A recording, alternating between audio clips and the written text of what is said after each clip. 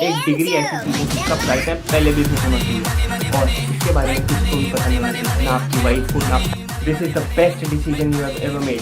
आप में से कई सारे लोग ये भी सोच रहे होंगे यार मैंने गलती तो नहीं कर दी है कोर्स खरीद के। Buckle the fuck up. जो ये आपका डाउट है ना वो थोड़ी देर में कॉन्फिडेंस में बदलने वाला है।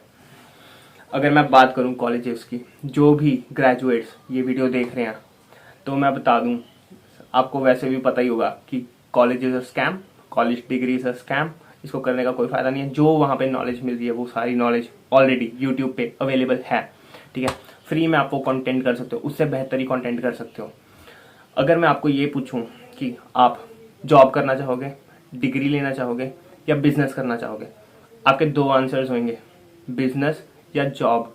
डिग्री तो उसके आसपास भी नहीं होगा। और इसका कारण है क्योंकि, और हम एजुकेशन क्यों कर रहे हैं, फिर डिग्री क्यों करते हैं, क्योंकि कुछ लोगों ने इसको कंपलसरी कर दिया कि ये चीज़ करनी ज़रूरी है ताकि उनके पास पैसा बनता रहे और जो मिडिल क्लास आदमी है वो फंसता रहे। हम इनोवेटिव क्यों नहीं हो पाते हैं, क्योंकि हमें राइट पाथ नहीं दिखाया जाता। वो जो 1% वाली माइंडसेट है ना वो हमारे अंदर अभी इंस्टॉल नहीं किया गया है। इसीलिए एक डिग्री ऐसी चीज़ है जिसका प्राइस हर साल बढ़ता ही बढ़ता है। कॉलेजेस में अगर आप जाओगे तो हर साल उसकी फीस बढ़ती बढ़ती है, ठीक है। तो ऐसा क्यों है कि इन्फ्लेशन भी बढ़ रहा है, जो डिग्री का प्राइस बढ़ रहा है हम वो भी भरें और जो हम इनकम कमा रहे हैं उसका टैक्स भी हम भरें। मतलब this topic I am going to end here. और अब हम जाते हैं अपने 50 मेन बिजनेस लेसन्स की तरफ, जो कि आपने कहीं सुने नहीं होंगे। ये सारे लेसन्स एकदम फ्रेश, न्यू, यूनिक लेसन्स हैं और साथ के साथ नोट्स ज़रूर बनाते रहना, वो चीज़ मस्ट है। पहले बिजनेस लेसन की तरफ, you need to feed yourself, ठीक है। खाना रोज़ खाते हो ना, तो बस अब से अपना एम बना लो कि दिन में एक बुक के 10 पेज पढ़ने ही पढ़ने हैं। अगर 10 पेज एक दिन में पढ़ते हो ना तो आपके महीने में पूरी एक बुक खत्म हो जाएगी और साल में 12 बुक्स पढ़ोगे तो सारी नॉलेज आपके अंदर जाएगी। और अगर बुक्स पढ़ते हो तो नोट्स ज़रूर बनाना, ये चीज़ ध्यान में रखना।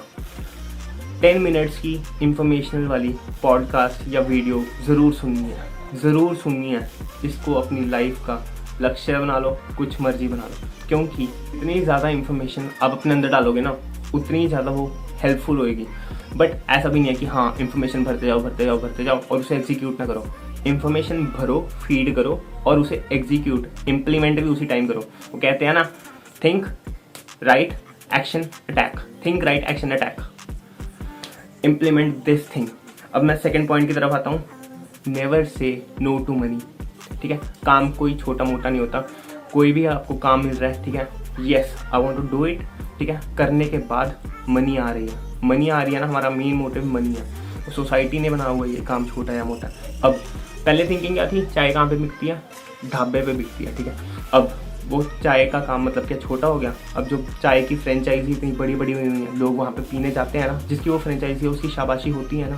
तो कोई काम छोटा नहीं होता, just thinking makes it do so. Third, have a secret bank account. एक सीक्रेट बैंक अकाउंट सबका होना चाहिए और इसके बारे में किसी को भी पता नहीं होना चाहिए, ना आपकी वाइफ को, ना फैमिली, मदर फादर, किसी को नहीं, ना फ्रेंड्स को। यह सिर्फ आपको पता होना चाहिए, क्योंकि जब आपकी लाइफ में एक लो फेज, हर एक की लाइफ में एक लो फेज आता है, ठीक है। जब वो लो फेज आएगा, ठीक है, तब वो सीक्रेट बैंक अकाउंट लाइफ बदल देगा आपकी। क्योंकि तब अगर बिजनेस आपका नीचे जा रहा है, आपके पार्टनर्स हैं, ठीक है, एक आप ही ऐसे होगे कि हाँ जो बिजनेस को स्टेबल करेगा and miracle will happen. Fourth point है, nothing fixes itself, only you have to fix it. और अगर आप कोई चीज़ फिक्स नहीं कर रहे हो ना, जो कि आपके साथ रॉन्ग है, गलत है, ठीक है, तो मतलब यू आर लेजी। तो नथिंग फिक्सेस इटसेल्फ। कोई भी गलत चीज़ हो रही है बिजनेस में, घर पे, रिलेशनशिप में, only you can fix it. थोड़ा काम माइंड रखो, ठीक है, ढंग से सोचो, हाउ, व्हेन, सारे क्वेश्चंस दिमाग में फीड करो और उसको अच्छी तरह सोचो, फिर इम्प्लीमेंट करो। क्योंकि इस लाइफ में आपको पता लग ही गया होगा, कोई भी ऐसी चीज़ नहीं है जो कि इन्वेंट नहीं हो सकती या फिर सॉल्व नहीं की जा सकती। Everything can be solve. अब फिफ्थ पॉइंट है speed. Speed is very important in business, ठीक है। इसको अपना मेन मोटिव बना लो। कोई भी काम करना है ना, आपने स्पीड के साथ करना है कि काम मिला, किया, दिया, बस डन। क्योंकि अगर मान लो आपकी एक कंपनी है, आप अपने एम्प्लॉय को कोई वीडियो एडिटिंग का काम देते हो, ठीक है, और उसे कहते हो कि स्पीड के साथ करना है। परफेक्ट नहीं होगा, कोई बात नहीं, 5 मिनट में करके दिया काम। अगर परफेक्ट नहीं है ना, स्पीड होएगी वहाँ पे, तो वो सेकेंड टाइम में उसे परफेक्टली करके देगा। इसीलिए speed is very must in a business. जो बड़े बड़े एम्पायर है ना, अगर मान लो उनको बनाने में तो फिर 2-3 जन्म लग जाए फिर भी ना बन पाए, क्यों? उधर स्पीड है, स्पीड काम करती है। नेक्स्ट है, if you are working on a job, think of the ways you can make your job better. अब एम्प्लॉय का, मैं इंटर्नशिप कर रहा था, मेरे इंटर्नशिप के टाइम मैंने कंपनी में ये ऑब्जर्व किया कि वहाँ के सारे एम्प्लॉयज़ लेज़ी हैं। अब मैं जहाँ पे काम कर रहा हूँ वहाँ पे भी सारे एम्प्लॉयज़ लेज़ी हैं, they are very very very lazy, ठीक है। उनका एक लेज़ी माइंडसेट बन चुका है कि उन्होंने उस चीज़ को एग्जिट ही नहीं करना है, ठीक है। तो इस मामले में you don't have to be that, you have to be a productive one.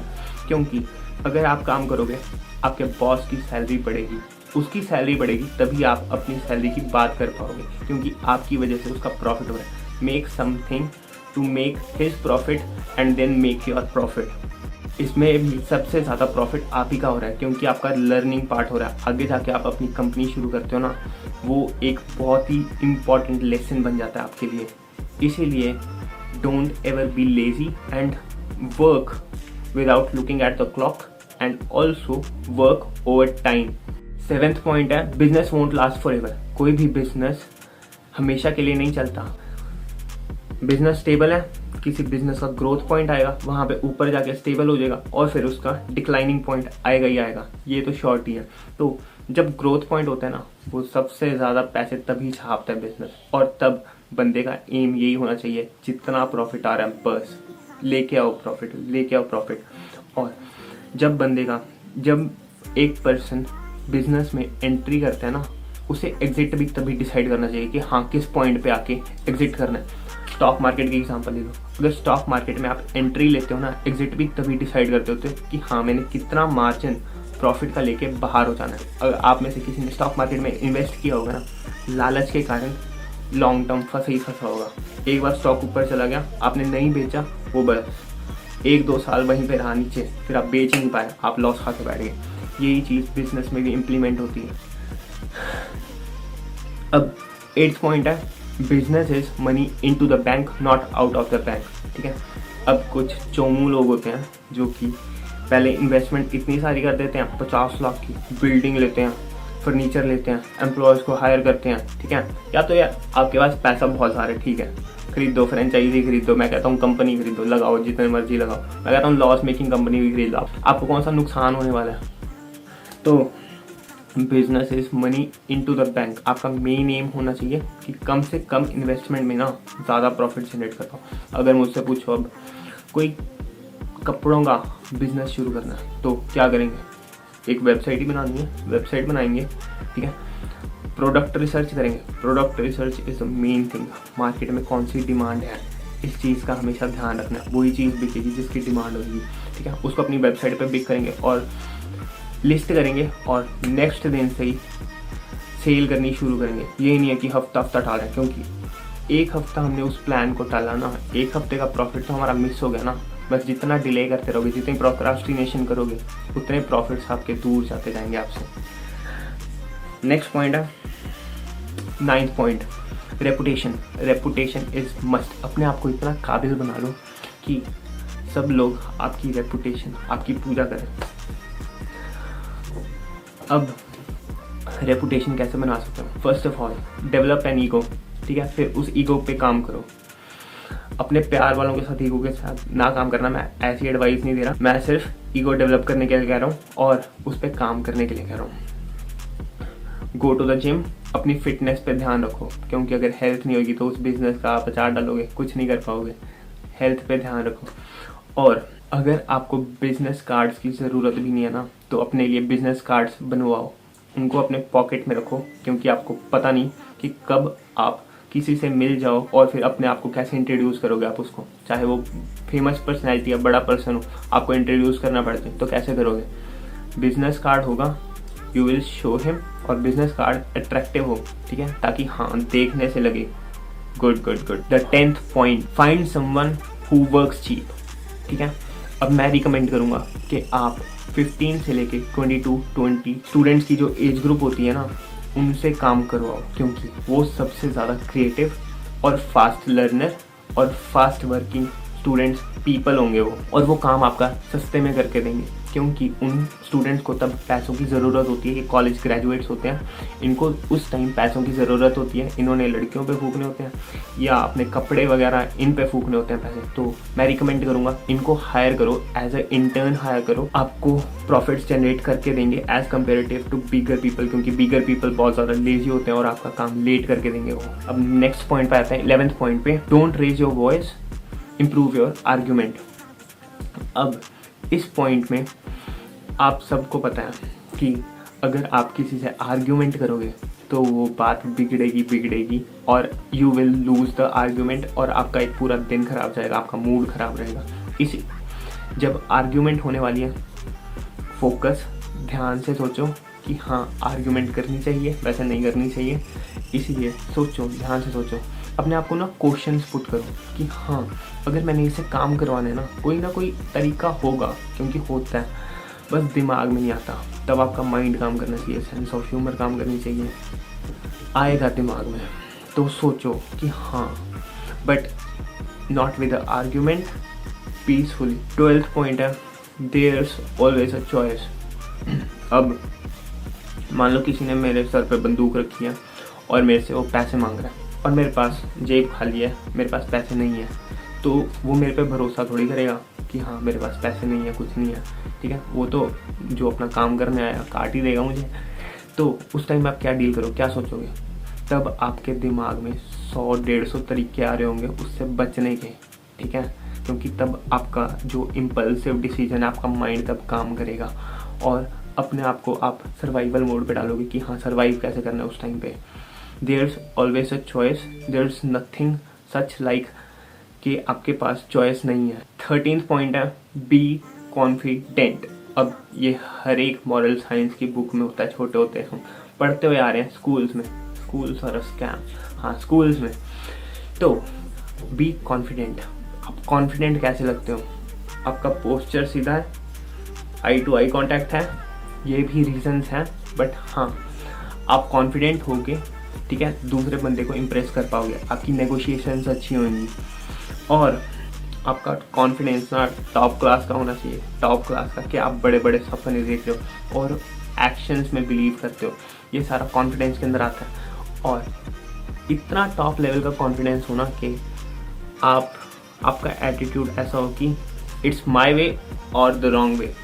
उसके बाद नेक्स्ट पॉइंट में आते हैं हम, 14th point, keeping best employees. अगर आपकी कंपनी में कुछ बेस्ट एम्प्लॉयज़ काम कर रहे हैं ना, आपकी कंपनी उन्हीं की वजह से चल रही है, तो उनको कभी भी जाने मत देना। नेवर एवर फायर देम, और अगर वो बोले आप वो कंपनी छोड़ के जा रहे हैं तो कोई ना कोई तरीका निकालो कि आप उनको सस्टेन कर लो, उनको जाने मत देना। चाहे वेज बढ़ाओ, वेज बढ़ाना वैसे सॉल्यूशन नहीं है, क्योंकि अगर उन्होंने एक बार ठान लिया है, ठीक है, तो वो या तो हाई क्लास कंपनी में लगेंगे या तो वो अपना बिजनेस शुरू करेंगे। अगर उन्होंने अपना बिजनेस शुरू करना है तो वो तो रुकने नहीं वाले हैं, आप कुछ नहीं कर सकते।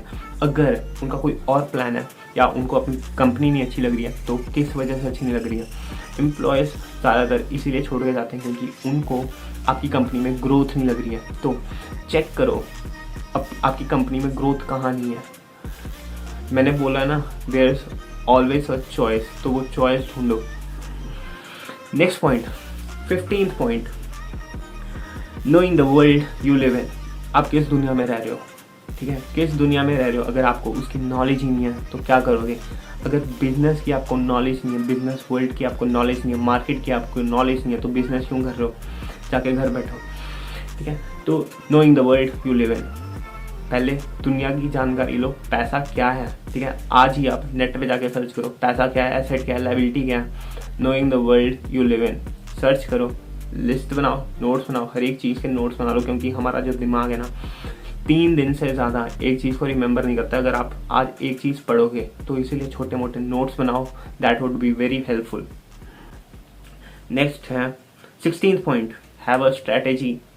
अब अगर आपने कभी चेस खेली होगी तो उसमें सबसे क्या होती है मेन चीज़, स्ट्रैटेजी होती है। अगर हमने प्यादा कटवाना है, अगर हम कभी कभी अपना प्यादा कटवा देते हैं, क्यों कटवा देते हैं, क्योंकि अगर वो बंदा चाल चले ताकि हम उसका प्लेयर काट सकें कोई दूसरे प्लेयर से, तो ये एक स्ट्रैटेजी है। ये हमने एक चीज़ सेक्रीफाइस की है, ये स्ट्रैटेजी है। अब बड़े बड़े बिजनेसेस होते हैं अपनी स्ट्रैटेजी लेके आते हैं। अब जियो रिलायंस है, उन्होंने क्या स्ट्रैटेजी अपनाई थी, पहले कस्टमर्स अपनी तरफ खींच लो, फ्री सिम दे दो और फिर कस्टमर एक्वायर हो जाएगा।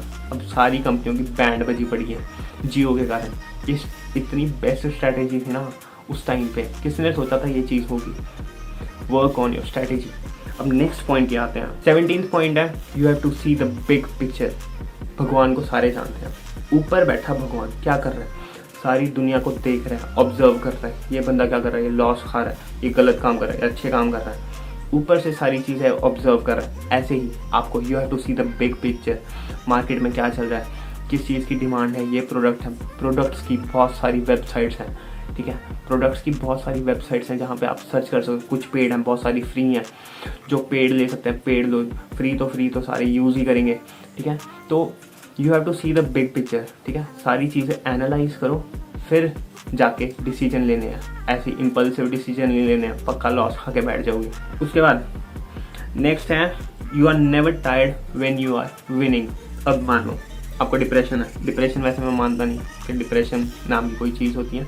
तो मान लो आप अपने लो पे हो, ठीक है, सबसे लो पे हो, आप लाइफ से हार के बैठे हो, हाय यार मेरे से कुछ नहीं हो रहा, ठीक है, उस लेवल के लो पे हो और आपके मोबाइल पे एक रिंग बजती है, मैसेज आता है आपको, आप मोबाइल खोलते हो, ठीक है, मोबाइल खोलते हो और चेक करते हो मैसेज, और वो मैसेज होता है कि 10 lakh rupees has been credited in your account, ठीक है।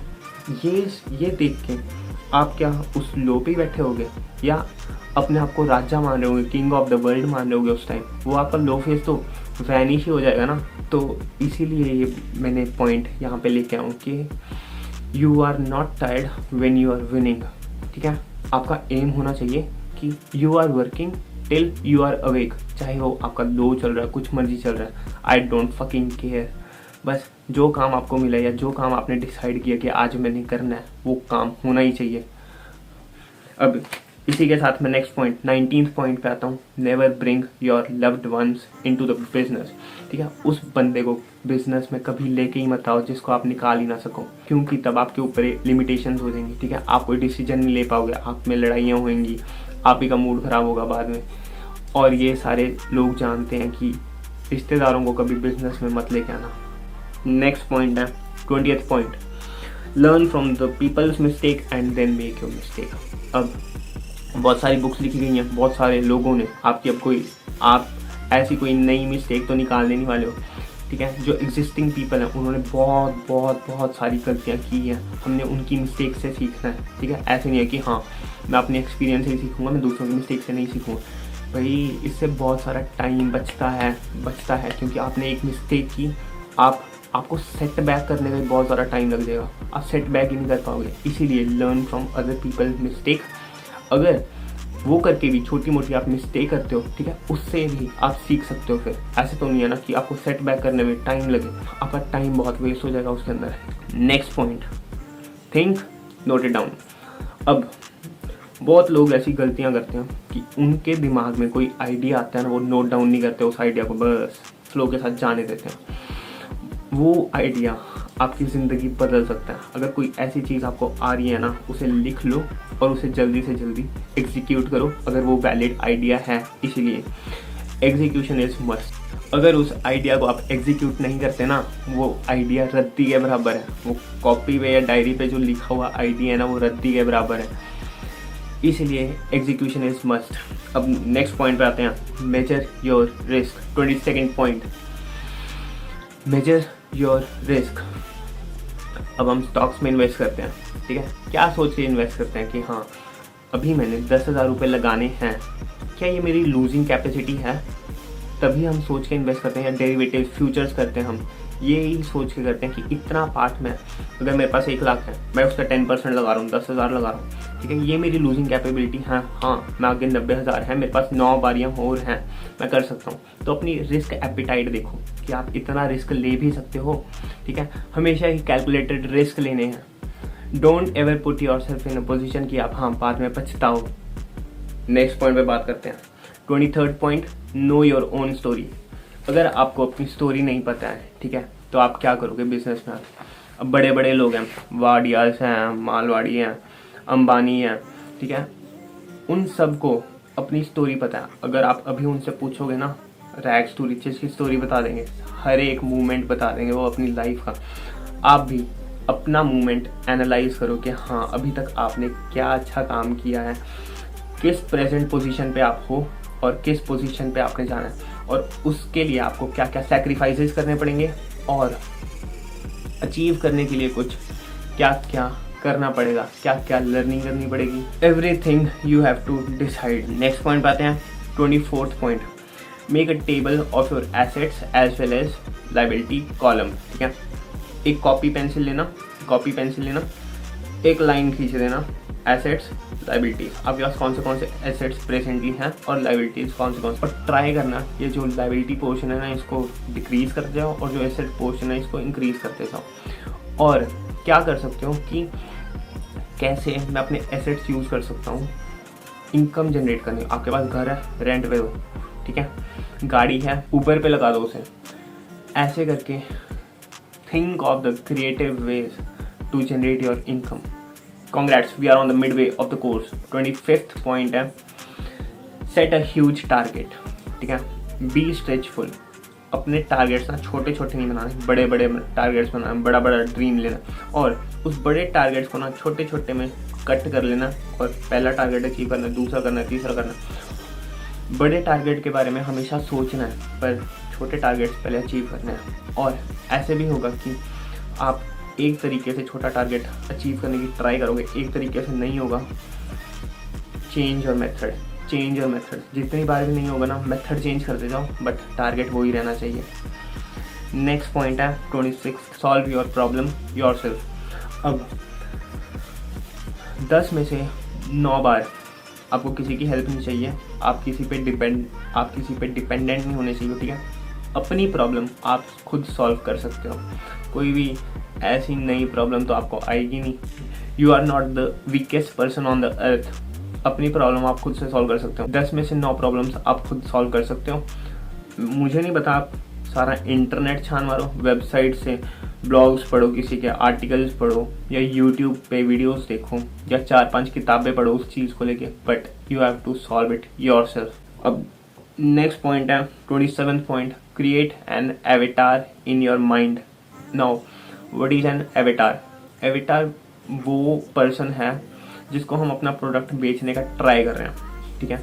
अब हमने प्रोडक्ट बेचना, अब हम अपने दिमाग में एक एवेटार क्रिएट करेंगे कि मैं किसको प्रोडक्ट बेच रहा हूँ, उसका एज ग्रुप क्या है, अगर मैं उससे बातें कर रहा हूँ, ठीक है, तो क्या माइंडसेट है उसका, कि उसका माइंडसेट क्या है, वो कैसे मेरा प्रोडक्ट लेगा, और वैसी उस प्रोडक्ट की मार्केटिंग करनी है, वैसी उस चीज़ को इम्प्लीमेंट करना है।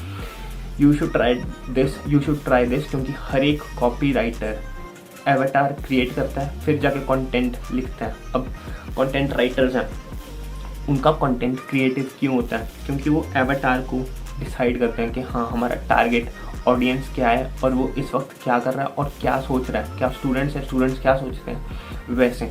अब नेक्स्ट पॉइंट है 28th point, don't talk about the product, talk about their need. मैंने बहुत सारे ऐसे लोग देखे हैं जो अपना प्रोडक्ट बेचने के लिए अपनी पूरी डिस्क्रिप्शन दे देते हैं प्रोडक्ट की। भाई कस्टमर इंटरेस्टेड नहीं है आपकी ये सारी इन्फॉर्मेशन सुनने के लिए। आपको क्या करना है कि कस्टमर की नीड आइडेंटिफाई करनी है कि कस्टमर क्या करता है। अगर स्टूडेंट है, कौन सा प्रोडक्ट लेगा, कैसे उसको प्रोडक्ट बेचना है, ठीक है, उसकी नीड आइडेंटिफाई करनी है, उसका अर्ज आइडेंटिफाई करना है, तब जाके उससे बात करनी है, ना कि सारी डिस्क्रिप्शन देके। 29 पॉइंट है, never be content, B greedy, want मोर। जैसे मैंने पहले बात की थी, अपने गोल छोटे मत रखो, बड़ा सोचो, वैसे ही एक गोल अगर कंप्लीट हो जाता है ना, बी ग्रीडी, वहीं पे खुश मत होके बैठ जाओ कि हाँ ये अचीव कर लिया। तो अगर एक बार आदत लग गई ना कि हाँ गोल्स अचीव करने पे कि आप थम गए, कुछ कर नहीं रहे, तो वो आदत बन जाएगी, हैबिट बन जाएगी वो। इसीलिए be greedy, want more. 5 second की खुशी हुई, हाँ move to the next one, move to the next one. अभी बहुत सारी चीज़ें अचीव करनी है, move to the next one. Now 30th point, don't be happy if you get a big amount once in a month. अब कई लोग होते हैं वो सेल्स करते हैं, ठीक है, उनको एक बार बिग अमाउंट मिल जाता है। मान लो उनको एक बार 12 लाख रुपए मिल गया, ठीक है, वो इतने खुश हो जाते हैं ना, वो सबको ये बताते हैं कि हाँ उन्होंने एक महीने में वो 12 लाख की सेल किया। भाई तुम्हारी ना टाइमिंग सही है, तुम्हारी टाइमिंग इतनी सही है कि हाँ तब जाके हुई है। अब ऐसा थोड़ी है हर एक महीने तुम उतनी ही सेल करोगे। तो डोंट बी हैप्पी, जो मैंने पिछले पॉइंट में बोला, 5 सेकंड खुश हो, move on to the next one, ठीक है। क्योंकि वो जो 12 लाख है ना, आप ये ना सोचो आपने एक महीने में 12 लाख सेल किया, आप ये सोचो अगर 12 लाख रुपए आए हैं ना, तो आपने उसे 12 महीने चलाना है, एक महीने में 1 लाख, ऐसे सोचना है, ना कि खुश होके बैठ जाओ बस धंधा चलता रहेगा। ऐसे नहीं चलने लगा धंधा। अब नेक्स्ट पॉइंट, 31st पॉइंट है, everything will go wrong all the time. आप इतने भी स्पेशल या मिरेकल नहीं हो कि हाँ आपने जो किया सब कुछ सही जा रहा है। कई बार होता है कि हाँ हम ये सोचते हैं यार हमारे साथ लाइफ में क्यों हो रहा है, गलत। भाई होता सबके साथ है, दिखता नहीं है, ठीक है। No one shows their wrong part. सारे खुशियाँ दिखाते हैं कि हाँ वो कितने खुश हैं लाइफ में। इससे आप डिप्रेस मत हो। अब इंस्टाग्राम को सारे डिप्रेसिंग क्यों कहते हैं, क्योंकि वो उस पर सारे लोग अपनी रिचनेस दिखाते हैं, हैप्पीनेस दिखाते हैं, जर्नी, ट्रैवल, सब कुछ दिखाते हैं। क्या खाना खा रहे हैं, डिलीशियस फूड, क्या एक्सोटिक प्लेसेस पे वो घूम रहे हैं। बस इस चीज़ से आपके माइंड को लो फील होगा। इसीलिए नेवर लुक फॉर हैप्पीनेस। और एक और बात, क्या आपको पता है हैप्पीनेस का ऑपोजिट क्या है? अब सारे लोग बोलेंगे कि हैप्पीनेस का ऑपोजिट है सैड, बट ना, इस मामले में आप गलत हो। क्योंकि जब तक आप हैप्पीनेस का ऑपोजिट सैड मानते रहोगे ना, आप सैड होते रहोगे और हैप्पीनेस को अचीव ही नहीं करोगे। हैप्पीनेस का ऑपोजिट मानो इंटेलिजेंट, ठीक है, इंटेलिजेंस है हैप्पीनेस का ऑपोजिट। अब 32nd पॉइंट है, get up every day like a brokie knowing that you have to go and do something. कि हाँ मैं ब्रोकी हूँ और मैंने अभी तक लाइफ में कुछ नहीं उखाड़ा है। मैं जब सुबह सुबह उठता हूँ ना, मेरे दिमाग में 2 ख्याल आते हैं। वैसे मैं 21 का हूँ, बट मैं सोचता हूँ मैं 28 का हूँ। इससे ये फ़ायदा होता है कि मुझे लगता है कि हाँ मैं बड़ा होता जा रहा हूँ और मैंने अभी तक लाइफ में कुछ उखाड़ा नहीं है। मैं 30 क्रॉस करने वाला हूँ और मैंने लाइफ में कुछ उखाड़ा नहीं है। और ये चीज़ मुझे स्ट्रेंथ देता है कि हाँ मैंने दिन में जाके कुछ उखाड़ना है, ठीक है। एक तो ये बात है। और अगर मैं किसी से मिलता हूँ ना और मैं उसे इंट्रोड्यूस करता हूँ कि हाँ मैं 28 का हूँ, वो पर्सन मुझे कॉम्प्लीमेंट करता है, भाई तू बहुत जवान लगता है, तू 28 का तो लगता ही नहीं है। और अगर मैं ब्रोकी की बात करूँ, सुबह सुबह मैं यही सोचता हूँ कि हाँ मेरे अकाउंट में 0 बैलेंस है, मेरे अकाउंट में कोई बैलेंस नहीं है। और ये चीज़ मुझे स्ट्रेंथ देता है कि हाँ दिन में कुछ ना कुछ करना है, प्रोडक्टिव दिन जाएगा।